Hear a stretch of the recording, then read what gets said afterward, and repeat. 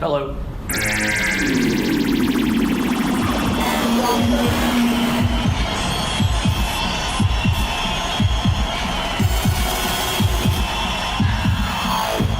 Pixel Sift. Well, thanks for welcoming us, Mitch, to the panel in front of my script. I'm in touch with the people that are here. I know. What we're doing, just People playing wanna get on the music show. and doing whatever you want. That's right. My name is Gianni. This is Mitch, who you've already met, and this is Scott. We are Pixel Sift. We do a weekly video game podcast here in WA. Today we're going to do a live episode of our show for you. As you can probably see, if you're sitting here or if you're listening at home, you'll be able to enjoy this on YouTube and everything there. Pretty much the only difference is the cameras are bigger. That's right. That's the only difference. Today we're going to be talking about 3 different topics, and we've got some special guests to join us on the panel a little bit later in the show. The first topic we're going to be talking about is gaming with friends. We're all here, probably with our friends, going to play some games. We're going to be talking about some of the best stories that we have from playing games with your friends. Our second topic, we will be joined by Anthony Sweet from Black Lab Games. We've got Mark Mennell from Gnomic Studios and Liam Hunt from ByteSprite Games joining us to talk about releasing their indie game, the things that they have done if they have released a game, what they did to prepare, and what they can expect once your game is out in the wild. And our final topic today is a bit of a Q&A session. We've been asking people throughout the week to give us questions about podcasting, games, anything here. If you're here in the audience, feel free to ask us questions as well, and we will answer them as best we can. You can also ask the questions to our panel as well. From that there. But before we jump into it, we will welcome Brian Fairbanks. He's our intrepid reporter who gives us the shipping news every week to come up and give us the news for this week. Brian, thanks for joining us. I'm out. Thank you, Gianni. And I am Brian Fairbanks, and this is the shipping news for October the 1st. University athletes have descended on Perth this week for Uni Games, but this year a brand new competitive category has been introduced: esports. Victoria's Monash University competed against Queensland University of Technology in a League of Legends tournament being held in the Northbridge Piazza on Thursday night. Australian University Sports CEO Don Knapp believes that esports have an important place in uni and gaming culture, saying, "The tertiary education community is embracing new technologies, such as esports, as tools to increase engagement of university students on campus. The student engagement opportunities that have resulted from the inclusion of League of Legends in our events, culminating in the League of Legends University Finals, have been embraced by our member universities and, most importantly, the broader student market." I went down to the Northbridge Piazza to check it out and spoke with some of the spectators. Here is what they had to say. It's great, it's a different view on life. It's like some people think it's not possible, but it actually is. It widens the viewing area of what people think is gaming, and you just learn a lot more what it is. Just because it's not physical doesn't mean you can't do it. If a lot of people like a game, like something, of course fans will become it, and people that's good at it will start competing at it. Monash University began the evening with difficulty, losing the first game due to QUT's incredibly focused and cohesive team gameplay, but winning the next 3 and ultimately the gold. Utilizing a strategy that began as conservative but quickly supporting each other in team battles, Monash nearly always triumphed over QUT when groups met on the battlefield. The QUT team were the favorites to win, and they placed highest in the qualifying games, with Monash 1 loss away from elimination during both the qualification and semi-final brackets. Congratulations to all those who took part, and Monash for taking away the gold and the glory. The Advertising Standard Authority confirmed to Eurogamer Thursday morning that it will be launching an official investigation into the possible misrepresentation of No Man's Sky on Steam. The investigation is still in its infancy, but the ASA will determine what users are actually receiving when they purchase the game versus what was advertised, according to Eurogamer. When the ASA has limited power to force removal of misleading advertisements, they state that often bad publicity is a more powerful tool to use against possible offenders to encourage compliance. While the release of No Man's Sky has faced heavy criticism for failing to live up to the hype of the game, IGN has reported that this hype has been created by rabid fans and journalists, and not the development team at Hello Games. Hello Games' Sean Murray has been consistently candid about possible limitations due to a small release team, and of course, many players do remain satisfied with the game. GX has just announced that it will be coming back to Australia in 2017 after hosting a wildly successful conference this past February. GX Australia is aiming to be the most inclusive convention for gamers and geeks of all types and ages, hosting topics including game development, cosplay, tabletop, and more. It's a weekend where Star Trek and Star Wars fans can set aside their differences and make friends, where you're appreciated and loved no matter what mana color your Magic the Gathering deck is, and where you're accepted for who you are even if you prefer the PS4 to the Xbox One. GX has stated that the GX started in the US as convention aiming to create safe spaces for the LGBTI community, and this is the second year it has run in Australia. Speaking of February's convention, organizer Josh Meadows particularly lauds GX's inclusivity across the board. You can find more information at gxaustralia.com or listen to our interview with Joshua Meadows from earlier this year on the first GX Australia in episode 17 of Pixel Sift. Brian, thanks for the news. Thank you, Johnny. Did you know Pixel Sift is available on other platforms? You can find previous episodes on iTunes, Pocket Casts, YouTube, and on the Pixel Sift website. Yes, Star Trek fans and Star Wars fans will never be friends. They can be, They won't be. It just won't happen. There's got to be some fan fiction out there that combines the two in a world where You can email Spock that can love to Han Solo. Johnny at... No. Yeah. Today we're going to be talking about games with friends. That's where you're playing multiplayer with each other, together, or it might even be when you're playing in the same room and enjoying the experience of being a game together. Playing a game, the game of life. Today we're going to be talking about some of the games that we played from our younger days, some of the games that we played recently, some of the fun that we've had playing games with our pals. Two of our panelists today are making local multiplayer games, which are going to be coming out a little bit later, enjoying that experience. And it's something that we've always found that seems to be common with indie game developers who are making games these days. Guys, what are some of the great games that you guys have played throughout your life? Well, the quickest ones to come to mind are the ones I'm still doing, I guess, like your Battlefields and your whatnots, even GTA, I guess. One of the guys I play with, especially online, Sean, he's got like a bunch of friends in India that he plays with because of the time differences. Like when he wants to play, they're like the biggest community that he has. So he's got like a score of like Indian friends that he just games with. Your gaming pals. Yeah, gaming pals. They play like specific games with each different group. What is it about the games that you are playing that keeps you playing them, and what hooks you in with the community that you guys play? So for the games like that, so like with the Battlefields and the Rainbow Six and your shooters and whatever, it's I guess the fact that they're basically only online multiplayers. You don't have much choice outside of playing online with friends. And you were also playing a lot of the recent Diablo 3 on console, on the couch with your mates. What were some of the experiences that you had when you were playing through that? I don't know. Like There's a great mechanic in Diablo where it just highlights you if you're playing on the same screen. You just push a button and it like puts a big beacon on you, and I think like that just annoys the hell out of anyone not using it.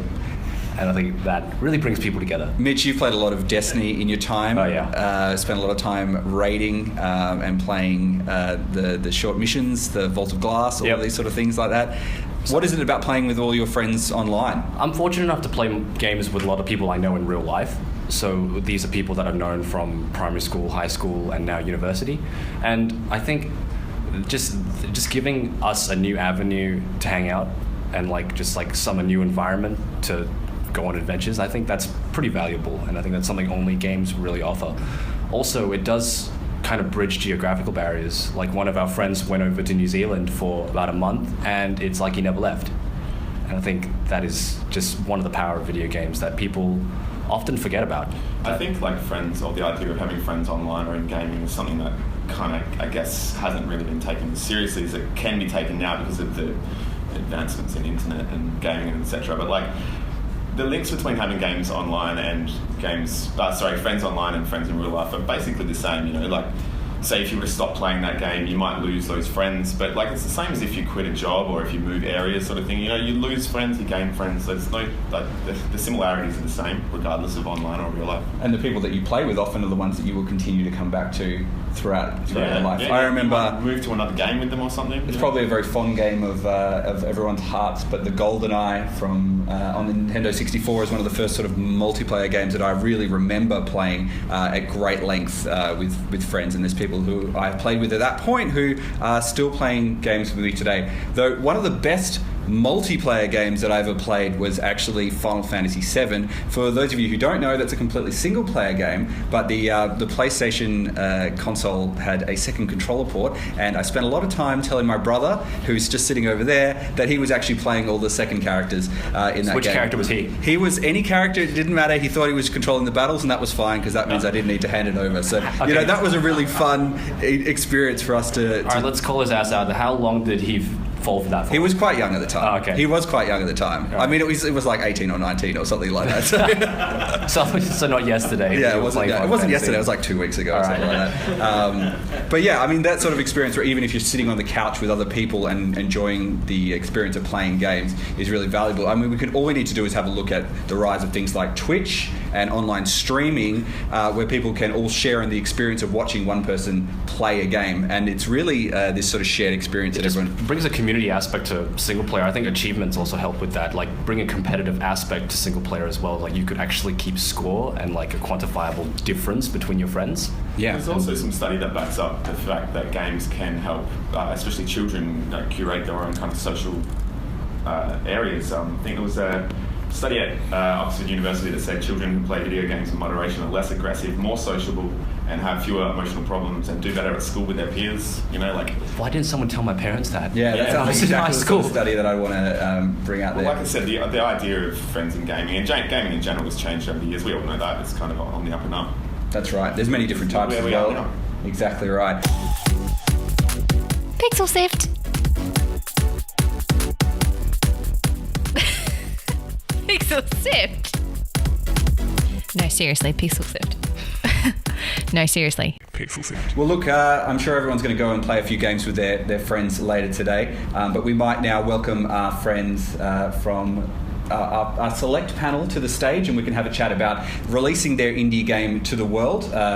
Two of them have released their game, and one is in the process of releasing now in the ramp up to that. I'd like to welcome Anthony Sweet from Black Lab Games to the stage. Am I getting kicked out now? Yeah, you're out. Mark Mennell from Gnomic Studios. And we might need to scooch over a bit. And Liam Hunt from ByteSprite. I'm just bringing another chat. You sharing my microphone? We are. Unfortunately, yeah. Thanks for joining us today on Pixel Sift. Thanks for having us. Our pleasure. Now, you guys are all game developers. You've worked at different stages of the game. You have some of you have released games on console. Some of you are aiming to do so. What I might do quickly, just kind of get you guys to introduce yourselves, tell us a little bit about the games that you've worked on, and what it is that you've made. So, Liam. All right, so I'm Liam Hunt from ByteSprite. I've worked on games such as Bramblelash, which is the one we're demonstrating today. It's a game where you can connect with friends with a tether, cooperate to destroy enemies, and you can also betray each other to win an individual victory. So it's a local multiplayer game. I've also worked on serious games with organisations like WA Health, the Cheltenham Kids Institute, and the Australian Navy. Anthony. Yes, I am Anthony Sweet, lead designer at Black Lab Games. We recently released the console ports of our sci-fi strategy game Starhammer: The Vanguard Prophecy. What type of game is it? Oh, right, sure, of course. Starhammer is a sci-fi tactical game. We use a what we call a WeGo system, so it's not quite turn-based, it's not quite real-time. It's if you imagine, if you have the player and the AI both give their commands at the same time, and then you hit the go button, and there's a simulation of the next 7 or so seconds that play out. So it's a kind of in between real-time and turn-based. And Mark. I'm Mark Mennell. I'm a developer at Gnomic Studios. We released Square Heroes on PlayStation 4 in March this year, and the year before on Steam. Very first Western Australian game to be released on... I believe so, on PlayStation 4. Yeah. Because you guys aren't quite on there yet. Close. No, we are. We're on you are now? PlayStation 4, yeah, but Not we're on on X- second. yeah, But okay. we're on Xbox as well. Okay, Yeah. great, cool. All right, now you guys have all been working on games, and it's something you work for. Get your facts right, Gianni. That you've been working on for a long time. How do you know when you're at the point where you're ready to release your game?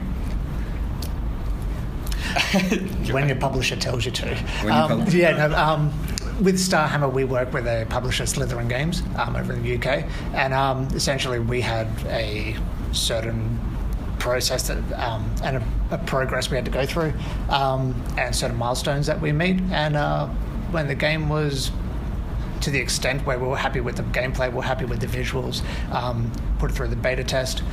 Beta test goes, and because we're working with the publisher, they had their own process for the beta test instead. And once we go through that whole process and the marketing plans have been done up and we start enacting out all the marketing, essentially like it gets taken out of our hands a little bit there. So is it a bit of a back and forth sort of process? A lot, between, yeah. When we're working with a publisher as opposed to just releasing by yourself, there's a lot of back and forth and teamwork between like just trying to marry up and reconcile like what we have planned for development, but also like just the sheer reality of a business, of a publisher has a marketing plan that they want to get out, that have to meet certain deadlines there, and yeah, so it's just quite a lot of collaboration there. And Mark, you've released your game earlier this year on PlayStation 4 and Steam earlier before that. Right, so for us, we didn't have a publisher. It's kind of up to us. And that's a good question, because that's a hard line to draw and assign. When are you ready to release? As a developer, you can continue improving things forever, and you can see things wrong with it, and you always want to make it your vision in your head, and you could spend 10 years perfecting that. And so I think you have to be harsh on yourself to set up your goals beforehand, and so we're going to meet that, and we're going to release them, and try achieve that. So is it valuable to get feedback from other people, even though you're not going to a publisher, but from people around you to say, look, this is looking good? Absolutely, yeah, and they've got to be brutally honest as well, so not just your friends, and that's what conventions like, because the Perth Games Fest and PAX help out at, right? So yeah, you get a good feedback. For us, the point at which we are planning on releasing, and we're approaching now, is when we can give the game, game design-wise, give the game to a set of players and get them to pick it up, start the game, play through it, and finish it, and hopefully enjoy it without us interjecting at all, which we're trying to test for today. So hoping they can do everything independently.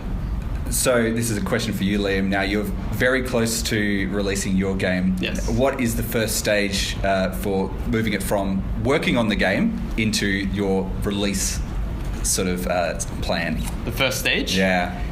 For us, it's sorting out the back end in terms of making sure that we're ready to deploy on places like Steam and Xbox. So making sure our storefront kind of representation is all sorted out, ready to go, and ready to distribute. Anthony, did a lot of that sort of stuff come through working with a publisher? Was that a lot of the back-end stuff helped out, or was that still something that you guys had to work on? Yeah, something that we found really valuable working with the publisher was they handled all the paperwork, and we didn't have to touch the paperwork unless there were specific questions, technical questions that they had to ask of us.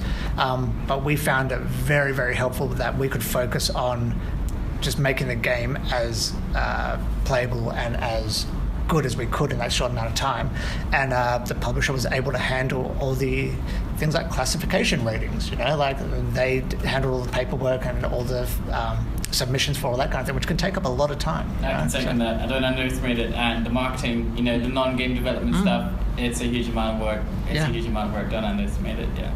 How long did it take you for each of your release cycles that you had, Mark? Because you were working by yourself. You were in a team of two, basically. Three. Yeah. Well, I mean, we're doing it while we're developing, so we're spending late nights sending emails and trying to contact marketing and using marketing companies and things like that. And there's also hard to quantify. There's a certification process for releasing on the consoles as well, isn't there? Yeah. They're pretty harsh as well. They've got to meet their standards. So you get hit back a few times, got to fix this and that, and get it back to them. So what are some of the things that you kind of hear talked about when people are releasing games, I guess from general gamers, that are kind of a misconception about the way that games are made? I think what Mark said is entirely true, having to do the marketing and business side of it and filling out the paperwork.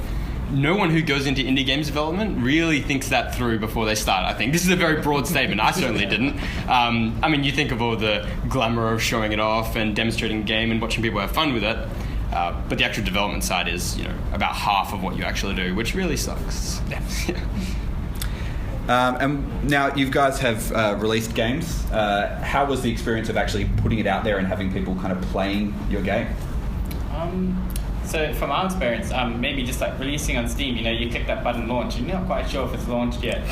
It's kind of surprising the next thing you refresh the page and 100 downloads. And that's your biggest, your launch is usually your biggest uptake on the game, right? And then it's like the typical graph that goes down like that. And so that's a little scary moment. You're exhausted usually as well when you press that button. What was the question again? So what's the feeling like when you've actually released it? You sort of talked a little bit about that, and you got to do that twice because you've had on 2 big platforms. Right. So it's exhausting. I mean, you kind of like, whew, finally. And, the best part about it is probably watching people play your game on YouTube or something like that. That is just the best. And watching them have fun and play your game. Yeah. Anthony? Elation and terror at the same time, right? Like on the one hand, there's something you've been working on, you're putting your heart and soul in for months or years at a time, and you finally get to go onto Twitter and say, hey, look at this thing I've been working on. That's a lot of fun.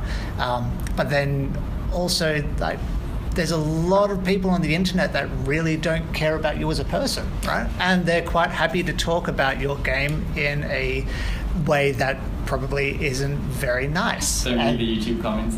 Yeah, like we've released on 4 platforms now. So we've got Steam, iPad, PlayStation, and Xbox, and like the difference between all of those has been huge, and a lot of that's come down to just how much feedback the players are actually allowed to give based on those platforms, right? Because Steam is quite easy to leave feedback to the developers, and I've had my heart broken reading some of our reviews, right? Because we've got a relatively high, pretty high rating actually of positives, but some of those negative reviews are just gut-wrenching to read.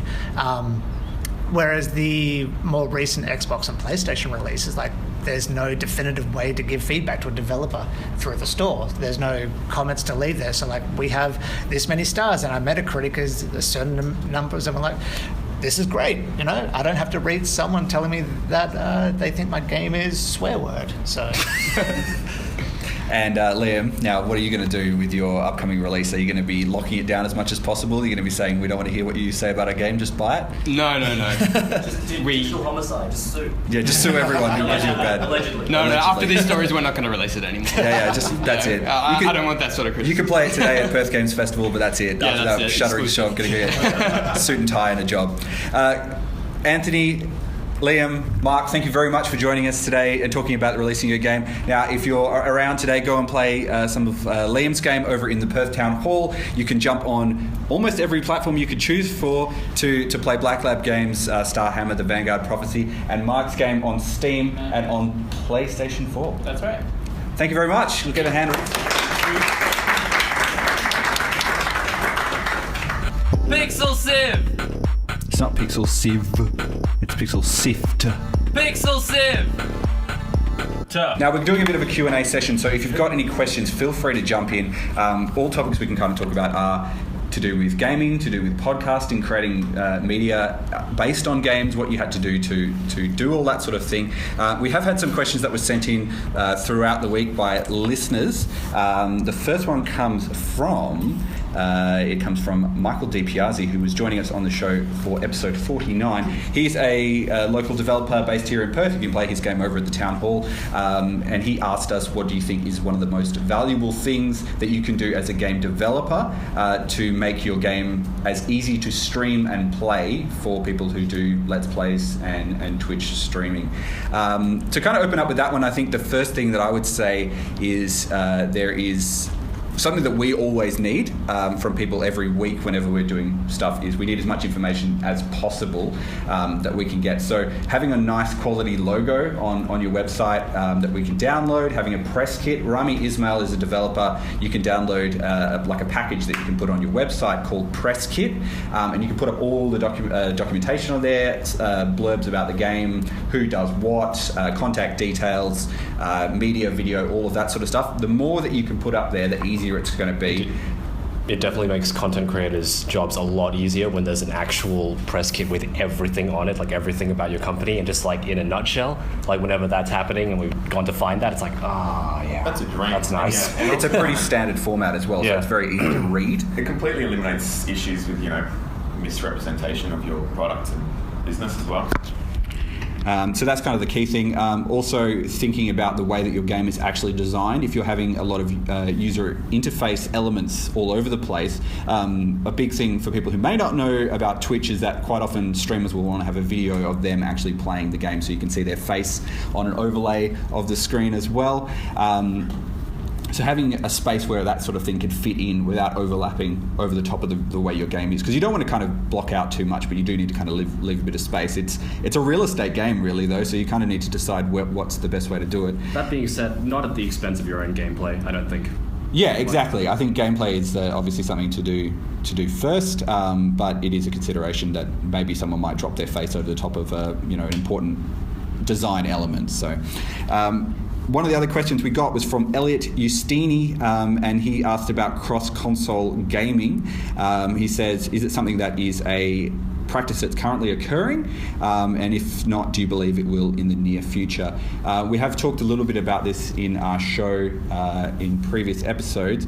There is a bit of a talk to do this. Vaughan, our videographer, is a big fan of the game Rocket League, and they were one of the first ones to announce that they were going to be rolling out cross-platform multiplayer between Xbox and PlayStation 4. They've always had sort of PlayStation 4 and PC multiplayer for a long time. I think it's a matter of time. I don't really know what's going to happen. It's sort of the people who are in the back foot position have to try and have the sweeteners in order to get people to jump onto their consoles. So at the moment it's Xbox that's talking a lot about cross-platform multiplayer because they are not in the same position as PlayStation, because obviously Sony wants them to buy a PlayStation rather than play with their mates on an Xbox. We have seen some workarounds with this as well. Minecraft, which was purchased by Microsoft, just announced that their Realms feature, which is like an online server, will have multiplayer elements through that. So basically everyone just joins in and it doesn't matter what platform you're playing on, you can all join in that way. So that's kind of like a shared server sort of situation. I think it is sad that is always the thing that comes up with the person on the back foot, like you mentioned earlier, like the people that are on just losing in sales and the consoles just aren't out there want the cross-platform compatibility, and then suddenly when the roles are reversed they're not about it and the other person is. It just seems like we're going through that over and over again. I think mainly the communication between the computer and consoles will be what comes first, and then it will have to follow. Maybe one day we'll see one system that overlaps over everyone and it doesn't matter. And then the fairies will come down and bring chocolate smiles for boys and girls. Yeah. We can dream. Yeah. It's something we're going to see a bit further in the track. Now, Scott, you have some questions as well. I've got some. And stick up your hand if you've got any questions about doing anything. Yeah, absolutely. So I've got a few here. I'll just go through a couple. These are from David Olive, who is a friend and avid listener. He asks, in recent years, curation has become a significant focus for the music industry, with services like Spotify and Apple Music attempting to provide a personalised service for music fans. With the rapidly expanding game scene, it could be argued that a similar service could provide value in the gaming space. While Steam has attempted to provide a basic service around curation, it hasn't been a major focus. Do you anticipate there being value in curation? Is word of mouth and YouTube enough? I would say that the YouTubers and streamers and stuff is a form of curation, that people will get a lot of benefit and sales if someone like PewDiePie plays their game. It's kind of the dream that I always hear from other people, that they want. Why do you keep mentioning channels that are more popular than us? If we play their game, obviously it's a huge boost to their thing. But these big high-profile streamers who have got millions and millions of subscribers, it does have a big factor to it. Steam has tried this a little bit. There is sort of curated lists that people can create and attach their names to that. There are a lot of games out there, and I think this is one of the criticisms of Steam at the moment, is that it is very difficult once you have released your game to kind of keep in the eyes of people, that you get that kind of one shot at the public and also the press when it originally comes out. But after that, if someone is a diehard simulation game and they love spaceships, unless they are looking for what is the best spaceship simulation game, they may not come across Starhammer. Or if they want to play a local multiplayer game, they may not come across Bramble-Ash, or they might not come across Square Heroes. So I think there needs to be some way that this kind of happens through that. There needs to be a provision on it on the stores. So because of the nature of information about games being so readily available, and you can just find out pretty much anything you want about any video game, the the concept of the high-profile curator really doesn't exist because everybody can pretty much find exactly what they're looking for. They don't need anybody to tell them that. So I guess the idea of the high profile. Yeah, I somewhat agree with that. I don't know. I think we're running out of time for me to really challenge you on that too much. I'll jump to the last later. We'll take it to the streets. See you outside in the car park. So David did have one more question. With some of the members of Pixel Sift also working within the music scene, what are their takes on the music game genre? Does DJ Hero piss them off? What do they think of the soon-to-be released Res Infinite? I mean, DJ Hero doesn't really piss me off. No more than the whole DJ culture not being taken seriously. And as far as Res Infinite, super excited for it. If anyone's ever played Res or like any similar games like that, I think that's kind of really groundbreaking as far as, I guess, bringing music into a gaming realm. Thoughts? Yeah, I don't know. Does a game dev simulator annoy the game devs in the room? I think there are different things. There was a bit of shake of head for those listening on the podcast. No, I think they're different things. They are a game that is based on music, but it's not music. Someone who plays DJ Hero is not going to go out and make a huge, mixtape that's going to be amazing or get on SoundCloud or something like that. For me, there's no real difference between DJ Hero or DDR. It's all like timing tap type thing. Hey, what's that game that makes a track out of music files? Audio Surf. Is that Audio Surf? Yeah, there's quite a few. That's the coolest music game I've ever seen. I think that's really interesting. So, look, we've kind of come to the end of our talk today. So we have had some other questions. Sorry if we didn't get around to getting all your questions. We'll be around for a while, so if you have any questions, feel free to come and grab us and we will have a chat. Thank you for joining us today. This is episode 50 of Pixel Sift. It's a milestone for us. We do this every week. Thanks for joining us. We will see you again in a week's time, or we will see you over at the Perth Town Hall for Perth Games Festival. Thanks for joining us. Like and subscribe.